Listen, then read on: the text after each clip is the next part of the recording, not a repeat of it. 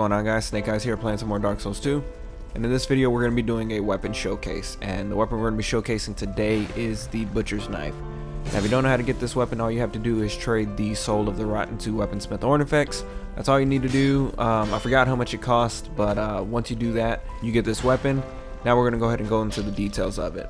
Since I've gotten it, I've actually upgraded mine to +5, so I get a 300 in the base damage. It does 100 counter strength. It does 35 poise damage per hit. It has 40 durability and it weighs 16 pounds. The requirements for this weapon is that you need 25 strength and 8 dexterity, and you get an A scaling in strength. It's been like a week since I played this game, and I know they buffed it. I know they changed a couple of stats around. What I'm doing right now is I'm going off the wiki, so it could be a little off as far as the requirements and all that stuff. But for the most part, I think it's right, so I'm just going to go ahead and stick with that. If I'm a little bit wrong, just let me know, and I'll put an annotation or something like that, so that way you guys can know the exact stuff. But either way it goes, there are a couple of pros and cons to this weapon. The one con that I can think of right off the bat is that it is a little on the heavy side. If you guys are running some real low equipment burden or equipment load or whatever, then you are going to need to kind of adjust your items around depending on the type of armor that you wear and the type of rings that you use. But if you guys are pretty much covered on that, then you really don't have to worry about it. And in all honesty, that's pretty much the only con that I can think of. Everything about this weapon is actually really good, and surprisingly enough, I've been seeing it pop up more and more lately. One of the good things that I really do like about this weapon is the entire moveset. Now, I really do love the one-handed moveset, but I've also been leaning more towards the two-handed moveset, and the thing that I really like about the two-handed is I've been able to run around without lock-on and pretty much do some work with that. I really like that about the Gurm Great Axe that I had did a couple of episodes back. I don't even know how many episodes back. I really like that about that weapon, and the thing with this weapon is the blade is actually really long. It's not classified under the Great Axe, so I think it's classified under the Axe weapon class. So with it being under that class, the swings are a lot faster, the blade is a lot longer, so that way you get more coverage. The horizontals are just really insane, and I think when you two-hand it, all the attacks that you do with the weapon, except for the strong attack, is a horizontal. So like I said, that's kind of something that if you guys want to practice going without lock-on, which going without lock-on has a lot of pros in and of itself. If you guys want to practice, this is definitely the weapon that you do want to practice with.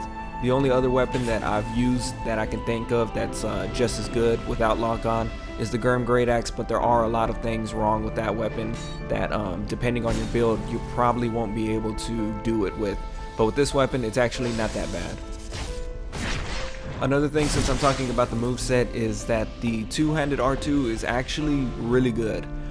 Now when I say that, I don't mean by going up to somebody and actually using it, but one thing that I was doing since I was going without lock-on is that I noticed that the two-handed R2 actually has a pretty crazy control with it, and what I mean by that is I've been able to walk away to kind of act like I'm running away from my opponent.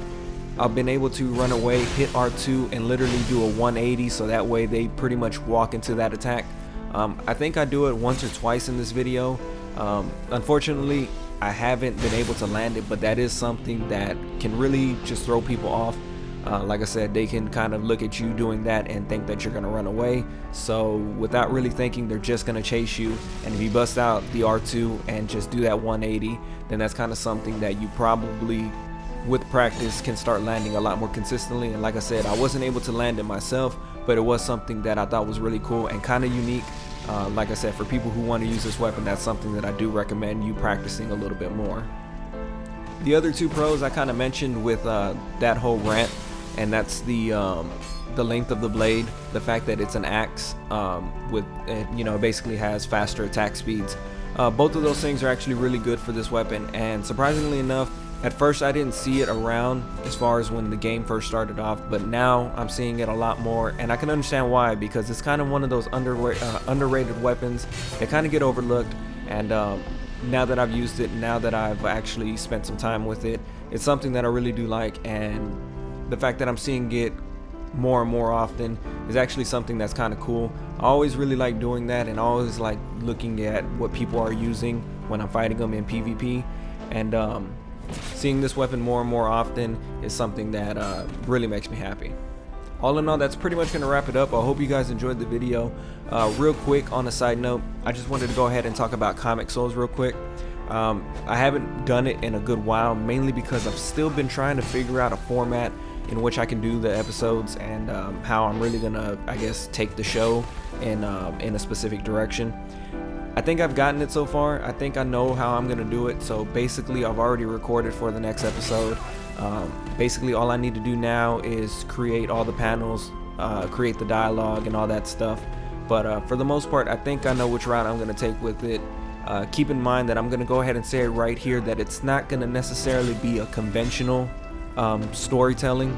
I'm gonna do a couple things, or I'm gonna fool around with a couple things that you might not do in your playthrough, but the overall idea with it is that I want to pretty much make a series on the actual story of the game. But just because it's like that, it doesn't mean that I'm gonna do the predictable things with this thing. So it's kind of weird. Like I said, still trying to figure it out. For the most part, I am working on the second episode. I took a break because I really wanted to figure out exactly how I was going to do it. But like I said, for the most part, I think I got it. So like I said, thank you guys for watching. I hope you guys enjoyed. Leave a like if you did. Subscribe if you haven't already. And until next time, take care.